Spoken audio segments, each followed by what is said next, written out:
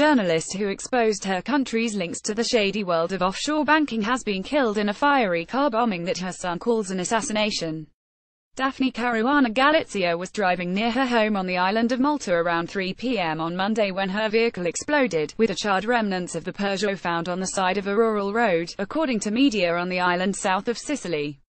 The 53-year-old had earned praise for her blog, which reported on the Maltese political leadership's connections to the Panama Papers, a landmark trove of documents from Panamanian law firm Mossack Fonseca that shed light on how the world's powerful sluice their money around the globe.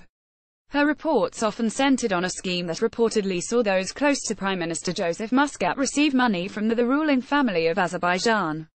Her last article, published less than an hour before her death, covered a libel case from the chief of staff to the Prime Minister accused of setting up a secret company in Central America.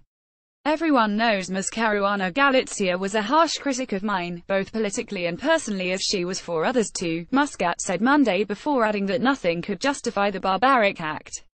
René Rossinaudap Muscat, who denies any wrongdoing after reports that his wife also set up an offshore scheme, promised justice and said that the FBI has been called for help with the investigation.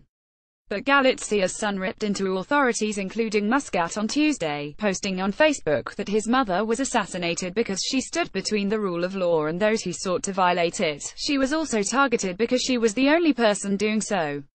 The Sun, who works for the International Consortium of International Journalists that helped publish the Panama paper, said that incompetence and negligence led to the bombing. Maltese media reported that Galizia had filed a police report about receiving threats 2 weeks ago. No suspects have been named in the case. The younger Galizia added in his Facebook post that he is now in a war against the state and organized crime, which have become indistinguishable. René Rossinaudap, his mother, had worked as a columnist for Maltese newspapers since the 1980s, though her political blog, launched in 2008, had brought her the most acclaim. Earlier this year, Politico had named her one of 28 people shaking and stirring Europe. European Parliament President Antonio Tajani said after her death that Galizia was a tragic example of a journalist who sacrificed her life to seek out the truth. She won't be forgotten. Thousands attended a vigil for Galizia on Monday night, expressing sympathy both for their country and for her family, a husband and 2 other sons besides Matthew.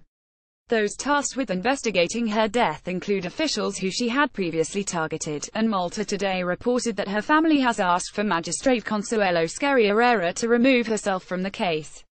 The Committee to Protect Journalists counts 27 journalists who have been killed so far in 2017.